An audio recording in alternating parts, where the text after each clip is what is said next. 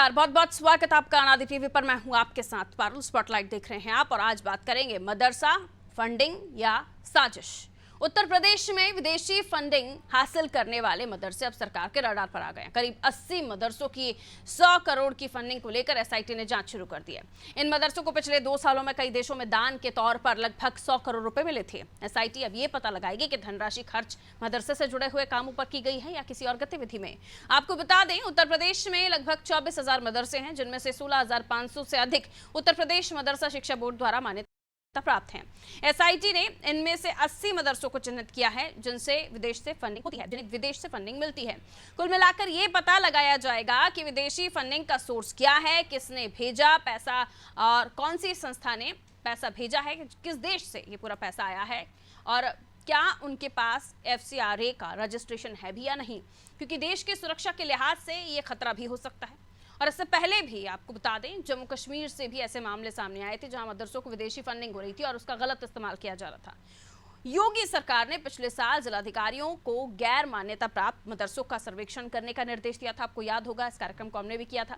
2 महीने के सर्वेक्षण के दौरान 8,429 मदरसे ऐसे पाए गए जो राज्य मदरसा शिक्षा बोर्ड से मान्यता प्राप्त नहीं। इसके अलावा नेपाल सीमा से सटे लखीमपुर खीरी, पीलीभगत, श्रावस्ती, सिद्धार्थनगर और बहराइच के अलावा आसपास के कई और इलाके जहां 1000 से ज्यादा मदरसे चल रहे हैं। सूत्रों के मुताबिक ये भी बताया गया कि पिछले कुछ सालों में इन इलाकों में मदरसों की संख्या तेजी से बढ़ी है। इसके अलावा इन मदरसों को विदेशी फंडिंग मिलने की भी जानकारी मिली थी, जिसके बाद एसआईटी का गठन किया गया।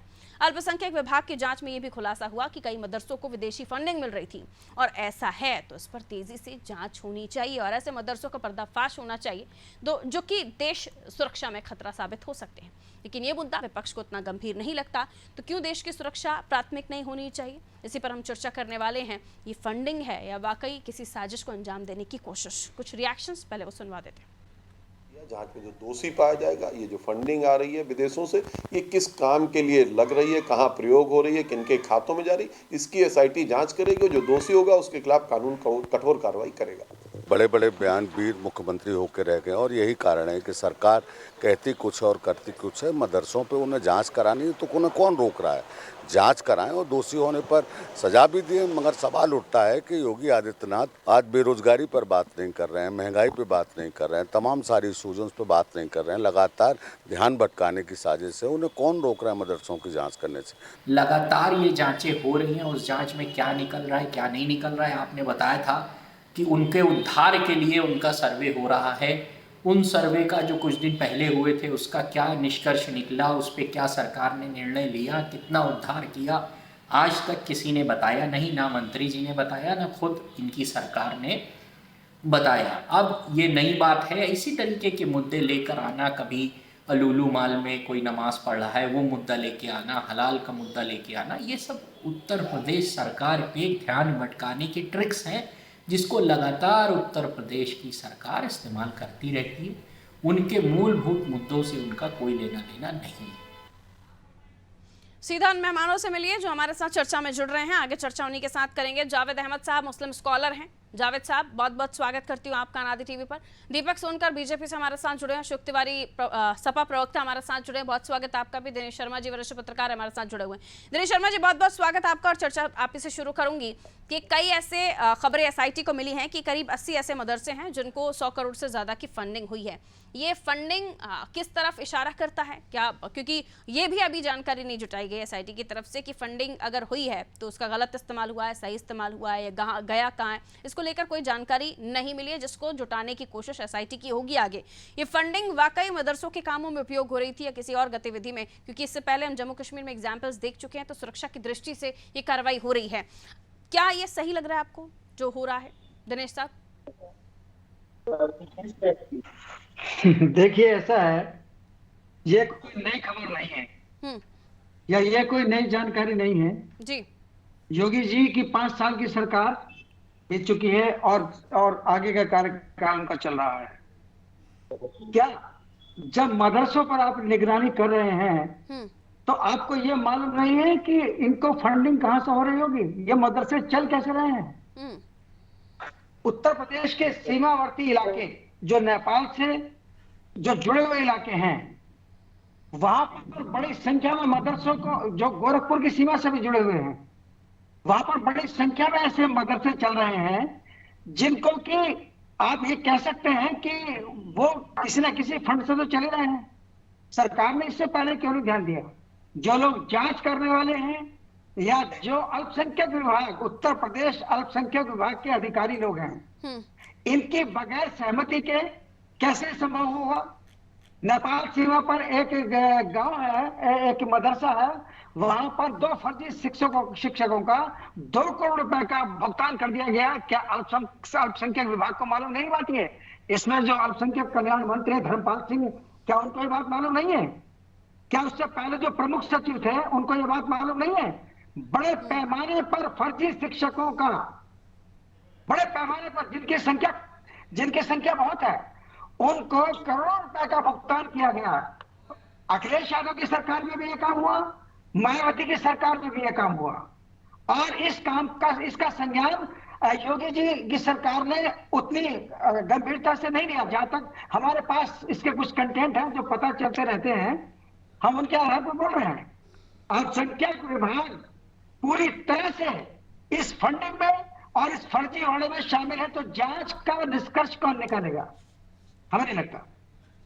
एसआईटी अगर जांच कर रही है तो मैं तो ये मान के चलता हूं कि वो लिपापोती होगी, क्योंकि इस जांच से बचने के लिए लोग करोड़ रुपए खर्च करने को भी तो तैयार हैं। किसको पैसा बुरा लगता है? बहुत बहुत सीधा नब्ज दबा दिया आपने दिनेश शर्मा जी, सीधा नब्ज दबा दिया आपने कि निगाहें जिनकी हैं उनकी निगाहों में तो खुद खोट है, तो भला किससे जांच और निष्पक्षता की उम्मीद कीजिएगा? मदरसों में अगर फंडिंग हो रही है, मैं लौट रही हूँ आपके पास दिनेश शर्मा जी। दीपक जी, मदरसों में अगर फंडिंग हो रही है तो ये तो फिर सवालिया निशान है कि ये पता ही नहीं चल पा रहा कि कहाँ से आ रही है, कहाँ से नहीं आ रही। क्या अब तक जो मदरसे चल रहे थे उनको कहीं ना कहीं से फंडिंग हो रही थी? तो ये तो फिर आप बहुत दिनों तक आप चुप बैठ गए।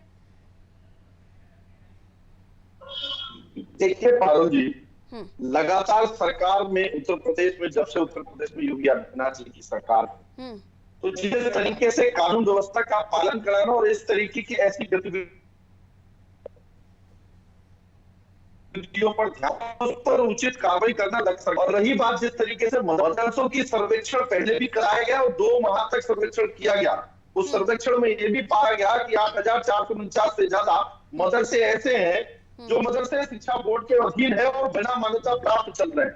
अब महत्वपूर्ण बात यह है कि इन मदरसों में जो 80 से ज्यादा मदरसे ऐसे हैं जिनमें 100 करोड़ से ज्यादा की फंडिंग की जाती है, वो फंडिंग का प्रयोग कहां किया जा रहा है और कई देशों से उन मदरसों में पैसा आता है और वो पैसे का प्रयोग किन प्रयोगों में किया जा रहा है?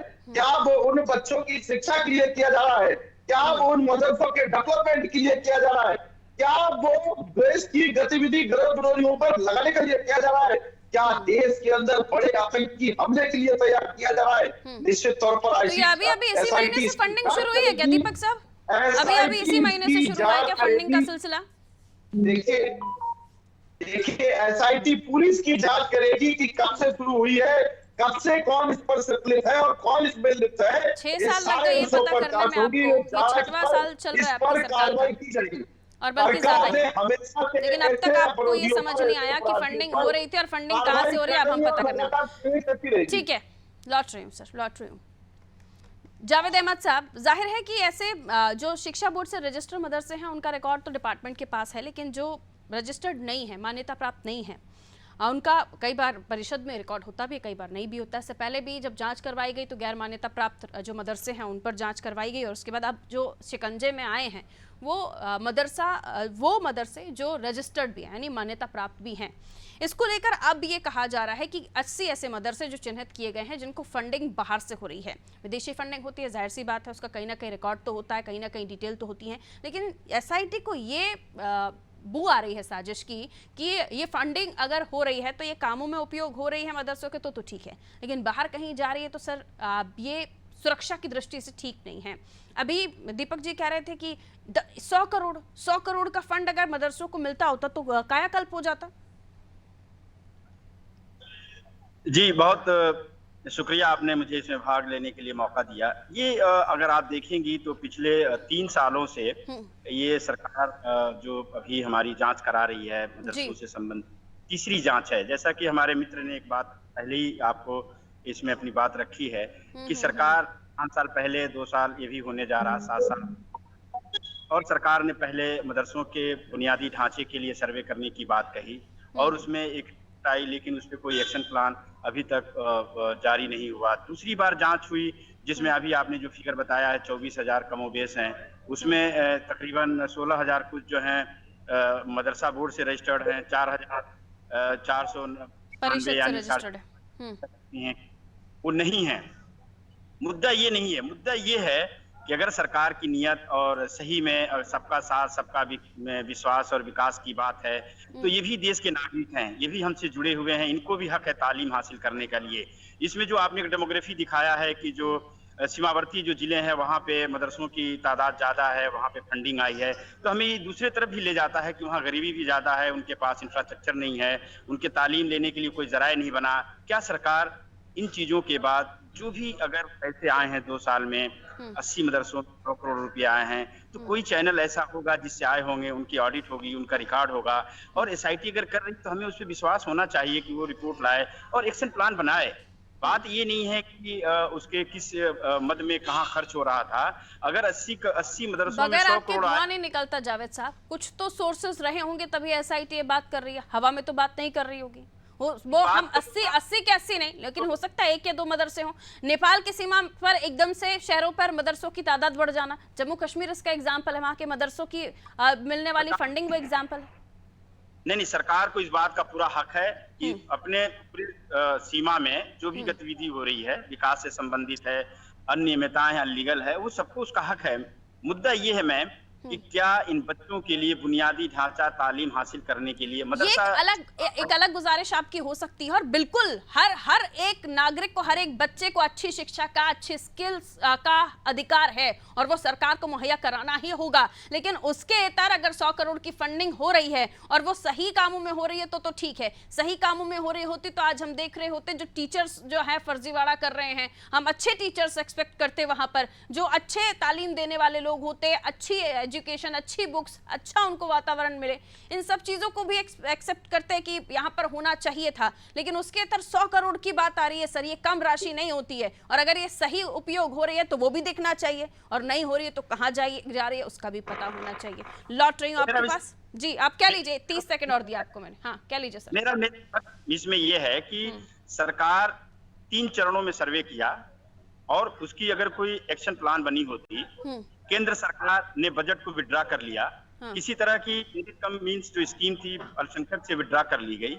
स्टेट गवर्नमेंट के पास जो रेशियो है जिसका बजट यूटिलाइज नहीं होता, मैं एग्जांपल के तौर बताएं मैम, 3,000 करोड़ अल्पसंख्यक का बजट होता है सालाना, उसमें केंद्र का भी अंश होता है, केंद्र ने अपने अंश को विड्रा कर लिया अनियमितताओं की वजह से। सीधा सवाल मैं लिए जा रही हूँ दीपक जी आपके पास, ये खोज क्या रहे हैं आप लोग मदरसों में, जब उसका किसी तरह से उसको कोई चेंज नहीं करना है, बजट वापस लौट जा रहा है, आपका बजट लैप्स हो जा रहा है, तो खोज क्या रहे हैं मदरसों में दीपक जी? देखिए पारुल जी, ये भारतीय जनता पार्टी ने ही ये संकल्प देने का काम किया और मदरसों में जो नियम थे उसको बदलने का काम किया कि बच्चे के एक हाथ में कुरान होगी, एक हाथ में लैपटॉप होगा, और यही मदरसों में तय किया कि उन मदरसों में आधुनिकता के माध्यम से पढ़ाई हो और प्रोजेक्टर के माध्यम से शिक्षा ग्रहण। अभी सर्वे किया था, उसके बाद क्या बदलाव हुआ सर? देश के अंदर और प्रदेश के अंदर जो मान्यता प्राप्त मदरसे हैं उन्हीं को अतिरिक्त रूप से चलना चाहिए, उसी को अभी जो सर्वे हुआ था मदरसों का, उसके बाद क्या चेंज हुआ, बदलाव क्या हुआ, यही जवाब सभी मांग रहे हैं आपसे। वही आ रहा हूँ, जो गैर मान्यता प्राप्त है उन पर निश्चित तौर पर कार्रवाई होगी, और जो मकसद लोग मदरसों की आड़ में विदेशी फंडिंग के नाम पर देश विरोधी गतिविधियों। अरे साहब, मेरे सवाल का जवाब ही नहीं दे रहे दीपक जी आप। एसआईटी पर जांच लगातार उस पर नहीं, आपने जो पहले आपके डिपार्टमेंट्स ने जांच की मदरसों की, उसका हुआ क्या फिर? स्किल हम देना चाहते हैं, बच्चों को पढ़ाना चाहते हैं, उनका भविष्य संवारना चाहते हैं, टेक्निकल एजुकेशन देना चाहते हैं, अच्छी इंग्लिश बोले, क्या हुआ उसके बाद? देखिए निश्चित तौर पर उस पर काम किया जा रहा है।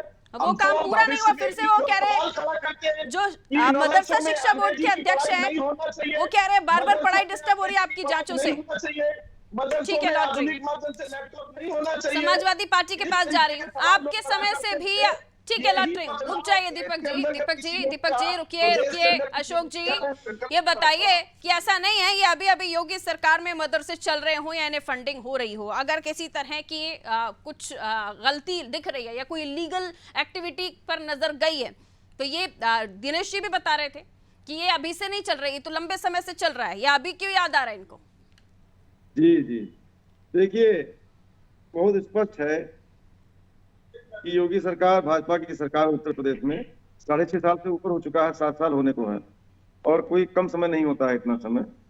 और कोई भी सरकार होती है तो उसका काम है कि शिक्षण संस्थाओं का, चाहे मदरसा हो या अन्य कोई शिक्षण संस्था हो या कोई भी संस्था हो प्रदेश के अंदर, सभी के अनियमितताओं की जांच करना या उस पर नजर रखना कि कहाँ से फंडिंग हो रही है, क्या हो रहा है, इनका प्रशासन कैसा चल रहा है। अगर कोई शिक्षण संस्था है, मदरसा है या कोई और तो उसमें पढ़ाई कैसी हो रही है, बच्चों का क्या, सारी चीजों की जिम्मेदारी सरकार को वाच करने की होती है, और ये अच्छी बात है, वो करना चाहिए, जांच भी होना चाहिए। लेकिन जांच का प्रोपेगेंडा ज्यादा हो और जांच कम हो, यानी काफी समय से मैं कई डिबेट कर चुका हूं, आज कई महीनों से चल रहा है ये डिबेट, और जांच की बात चल रही है SIT की, तो अच्छी बात है। हर डिबेट में मैंने भी कहा है, तमाम साथियों ने कहा है कि जांच होनी चाहिए, लेकिन जांच का निष्कर्ष क्या निकलता है या अभी तक क्यों नहीं निकल पा रहा है? कारण यह है कि इस पर भी ध्यान देना चाहिए। सर आप अशोक जी मेरे सवाल मैं कोई गलत बात बोल रहा हूँ बारूद जी? क्या मैं डिबेट बिल्कुल सही बोल रहे हैं, मेरा सवाल भी इंक्लूड कर लीजिएगा, मैं तो ये याद दिला रही हूं। गलत बोल रहा हूँ? हाँ कहिए। मैं कह रहा हूँ कि जांच का निष्कर्ष निकलना चाहिए। आप असहमत हैं क्या? निष्कर्ष नहीं निकलना चाहिए? मैंने कहा मेरा सवाल याद रखिएगा। आगे भी बोल रहा हूं मैं, जांच का निष्कर्ष भी निकलना चाहिए और कार्रवाई भी अगर आवश्यकता पड़े तो होनी चाहिए, लेकिन वैकल्पिक व्यवस्था भी होनी चाहिए कि जो निर्धन छात्र या गरीब छात्र तमाम छोटे प्राइवेट स्कूलों में भी पढ़ रहे हैं, या इस तरह से जो सरकार ने व्यवस्था दी है, आज खस्ता हाल है प्राथमिक विद्यालय, वहां पर पठन पाठन ठीक से नहीं हो पा रहा, तभी भारी भरकम फीस दे करके और भारी भरकम खर्चा जो कि बोझ नहीं उठा पा रहा है उत्तर प्रदेश का नागरिक, वो करना पड़ रहा है प्राइवेट स्कूलों में। रही बात मदरसों की, मदरसों पे आप कार्रवाई करिए, पर कोई चीज आपको गलत लगता है। मेरा सवाल ये था कि मदरसों को फंडिंग अभी से नहीं हो रही है सर, आपका कार्यकाल भी रहा जब मदरसों को फंडिंग हो रही थी, आप कहाँ गए थे उस वक्त सपा ने क्यों नहीं कार्रवाई की थी? ये अभी क्यों उजागर हो रहे हैं सब? ये हलाल सर्टिफिकेट और ये तमाम चीजें आप क्यों उजागर हो रही है? सवाल उठ रहा है ना सर। जवाब दीजिए आप। 6.5 वर्ष से ऊपर हो गया भाजपा सरकार चल रही है, मैं सवाल कर रहा हूँ कि क्या हालत है पढ़ाई लिखाई की? और मैं आपसे सवाल कर रही हूँ कि सपा का भी कार्यकाल रहा, ये आपकी नजर से क्यों बचा? इतना महंगा हो गया है, इन्होंने पूरे प्रदेश की हालत खस्ता हाल कर दिया है। मैं आपसे सवाल पूछ रही हूँ, अशोक जी सवाल गायब मत कीजिए, जवाब नहीं है तो बात अलग है आपके पास, मैं क्या देती हूँ, आप जवाब नहीं दे सकते उस बात का। आपका कार्यकाल भी रहा, फंडिंग आपके समय पर भी हो रही थी, कहां से आ रहा है कहां जा रहा है इसको लेकर आपने भी नजर रखने की कोई कोशिश नहीं की।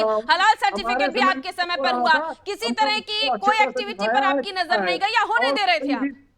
हमारे समय में माननीय अखिलेश जी के समय क्या विकास ही आज दिख रहा है पारुल जी, पूरा प्रदेश जानता है, और प्रदेश में इसमें हालत खराब पतली हो गई भाजपा की। चलिए दिनेश जी, जवाब नहीं है मेरे सवालों का अशोक जी के पास, बच रहे हैं, काफी बच रहे हैं, काफी बच रहे हैं, बचिए मेरे सवाल से आप भाग रहे हैं, ये दर्शकों को मैं बता दूं।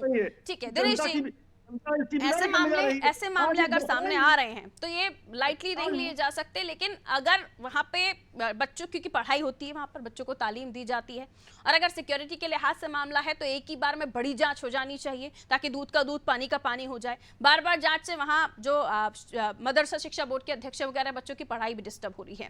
दूसरा सवाल ये भी कि अगर बात चिंता की है तो उन बच्चों को भी अच्छी एजुकेशन मिलनी चाहिए, उन बच्चों को भी वो तमाम चीजें मिलनी चाहिए जिसको लेकर पहले भी जांच हुई थी, तब भी ये चर्चा हुई थी, लेकिन उस लेवल पर आकर उन्हें वो फैसिलिटीज मिले तब ये भी सोचना चाहिए। एक ही जगह पर सरकार का निशाना, ये इस पर क्या कहना है आपका? दोनों ही चीजें होनी चाहिए ना, सुरक्षा की दृष्टि से भी आप देख लीजिए, कोई डाउट है तो। देखिए जांच में कहां पर क्या है? दिनेश साहब जी देखिए, ऐसा है कि ये विषय जितना बृहद है उतना ही गंभीर भी है। बिल्कुल है। अभी है समाजवादी पार्टी के जो हमारे मित्र हैं वो बोल रहे थे, हालात ये थी कि मुलायम सिंह यादव जी की, अखिलेश यादव जी की, इनकी सरकार में, मायावती की सरकार में मदरसे कागजों पर थे और मुख्यमंत्री विवेकाधीन कोष से लाखों लाखों रुपए दिन के दिन इनको दिए गए जो उससे संचालक हुआ करते थे। उसका परिणाम यह हुआ कि एक बहुत बड़ा कलेक्शन हुआ और उससे जो है कुछ मदरसे जो है दिखाई पड़ने लगे। हाँ, मदरसे दिख ही नहीं रहे थे। जब योगी सरकार ने इसके ऊपर एक्शन लेना शुरू किया और कुछ लोगों को लगा कि इसके अंदर तो बहुत पकड़ धकड़ हो जाएगी, तो लोगों ने रातों रात अपने मदरसों को दिखाना शुरू किया, उनका निरीक्षण करना शुरू किया। बेसिकली जो राज्य का अल्पसंख्यक विभाग है, जो कि इन मदरसों की व्यवस्था को देखता है, वो पूरा का पूरा आज भी उनमें संलिप्त है। वो इस भ्रष्टाचार के अंदर पूरा संलिप्त है। वो चैन आज तक नहीं टूटी है। अगर ऐसा की कुछ चीजों की जानकारी कर रही है तो मुझे ये कहने में या समझने में कोई संकोच नहीं है, जरूर किसी ना किसी की ऐसी गहरी दिलचस्पी इन मदरसों में रही होगी कि जो कि वो मोटा पैसा खा रहे हैं और उसके बंटवारे में वो अकेले अकेले खाने को तैयार है।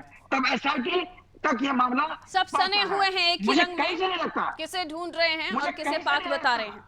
सब सने हुए एक ही रंग में। दीपक जी 30 सेकंड में आपका रिप्लाई। 30 सेकंड में आप मुझे फिर इजाजत लेनी होगी। कहिए दीपक जी, 30 सेकंड में जवाब दिनेश साहब की बातों का। देखिए, सारी पहली बात तो यही है इस चर्चा से कि निश्चित तौर पर हर पहलू पर जांच होगी, चाहे वो विभाग की हो, चाहे वो विभाग से दिए गए या उनको को पैसा हो। ऐसे जो भी इस सारी चीजों में दोषी पाया जाएगा उस पर कार्रवाई होगी। और मैं जिम्मेदारी के साथ कहता हूं कि ये जांच के बाद जो भी उसमें कार्रवाई होगी उस निश्चित तौर पर उस पर कार्रवाई की ठीक है। जाएगी। अशोक जी जवाब देना चाहेंगे दिनेश जी की बातों का? कागजों में ही हो जाते थे मदरसे और बंद भी हो जाते थे, फिर पता चला तब खुलने लगे। जी देखिए, जल्दी सर 30 सवाल का सेकंड। जवाब यह है कि समाजवादी पार्टी के समय में सारे काम ढंग से होते थे, विकास का कार्य ढंग से हो रहा था। आज भाजपा जवाब नहीं दे पा रही है, खाली जांच का ढोंग कर रही है। जांच की खाली आपकी बातों पर हंस रहे हैं, आपके ऊपर सवाल आता है, बीजेपी करने लगते हैं। अपने सवाल से क्यों भाग जाते हैं? आपकी भी जिम्मेदारियां है ना, विपक्ष में अब आप बैठे हुए हैं ना। ठीक है जावेद साहब, व्यापारीकरण हो गया है। सवाल से भाग जाते हैं अशोक जी बहुत प्यार से। मुस्लिम स्कॉलर है जावेद साहब। जावेद साहब, आपको लगता है आप तो इतने सीनियर हैं, यूपी में काफी लंबा समय आपने देखा है मदरसों को भी, उनके काम को भी, और डिपार्टमेंट में बैठे हुए लोगों को भी जो अल्पसंख्यक विभाग देख रहे हैं, कितना गड़बड़ लगता है आपको? जावेद साहब जल्दी से बताइए। ये बहुत स्पष्ट है कि सरकार के नियत पे शक नहीं करना चाहिए, लेकिन सरकार को भी अपने जो विकास के पथ हैं वो वहां तक दिखने चाहिए, रोशनी जानी चाहिए। तालीम हासिल करने का वैकल्पिक व्यवस्था हो, अपनी खामियों को पूरा करने का हो। किसी भी 5 साल या 6 साल के जो टेन्योर में अगर सरकार ने कोई मॉडल स्थापित किया है उसको रोल आउट करना चाहिए। अगर विकास के लिए अगर कोई जांच की आवश्यकता है तो आवश्यकता होनी चाहिए, वो टाइमलाइन होना चाहिए। 80 के चक्कर में 550 या 24,000 या 2400 का हक नहीं पामाल करना चाहिए। तो सरकार मुझे लगता है कि जो गलत है उनके चक्कर में अगर जो सही काम कर रहे हैं उनको भी आप कहीं इसी तरह ना इसमें ले आए या इसमें वो कहीं इसी सर्कल में ना आ जाए, इस पर भी विशेष ध्यान रखें। और खासतौर पर उन बच्चों की शिक्षा का भी जो वाकई मदरसों में तालीम ले रहे हैं। बहुत बहुत शुक्रिया आप सभी का हमारे साथ चर्चा में जुड़ने के लिए। कई सवाल हैं और सवाल इसलिए उठ रहे हैं क्योंकि आग तो लगी होगी तभी धुआं उठ रहा है, और इसीलिए शक की सुइयां इन जगहों पर जा रही हैं जहां 100 करोड़ की फंडिंग हुई है, लेकिन सही जगह जाकर वो सुई नहीं टिक रही है, जिसको लेकर एसआईटी जांच कर रही है। आरोप ये भी लगा, सवाल ये भी उठे कि डिपार्टमेंट में अल्पसंख्यक विभाग में बैठे हुए लोग भी जो है उसमें कहीं ना कहीं संलिप्त हैं। ऐसे ही इतनी फंडिंग यहाँ से वहाँ नहीं हो सकती, और अगर सब मिले हुए हैं तो फिर जांच एसआईटी कर रही है तो सबको अंदर तक जाकर डीपली स्टडी करके रिसर्च होनी चाहिए कि कौन कितना पानी में है, और क्या वाकई सपा के समय पर भी मदरसे कागजों में हो जाया करते थे, 1-1 लाख रुपए यूं ही दे दिए जाते थे। फिर बाद में जब पोलें खुलना शुरू हुई तो फिर हकीकत में मदरसे भी दिखने लगे। बहरहाल नेपाल सीमा पर बढ़ रहे मदरसों की संख्या और उसके बाद ये खबर आना कि 80 ऐसे मदरसे चिन्हित किए गए हैं जहां विदेश से फंडिंग होती है, तो ये पैसा कहां जा रहा था, कहां से आ रहा था, कौन फंडिंग कर रहा है, इन सब की डिटेल्स होनी चाहिए। अगर मदरसों में ये फंडिंग लग रही है तो मदरसों की स्थितियां बदल जानी चाहिए थी, और अगर नहीं तो ये पैसा जा कहां रहा है, क्योंकि सुरक्षा की दृष्टि से ये बहुत ही महत्वपूर्ण बात है। दीजिए इजाजत, नमस्कार।